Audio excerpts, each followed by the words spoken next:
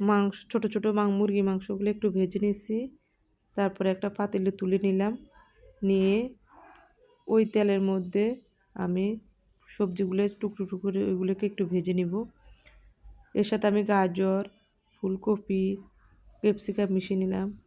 এবার মশলা কষিয়ে ভাজা মাংসগুলোকে মশলার মধ্যে কষিয়ে নিয়ে তার সাথে সবজিগুলো দিয়ে দিব, ভেজে রাখা সবজিগুলো দিয়ে ভালো করে নেড়ে মিশিয়ে নিব।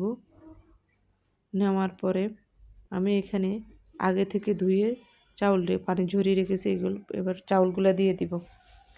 চাউলগুলো দিয়ে ভালোভাবে মিশিয়ে নিয়ে এবার পরিমাণ মতো পানি দিয়ে আবার একটু ভালোভাবে মিশিয়ে ঢাকা দিয়ে রেখে দিব 30 মিনিট।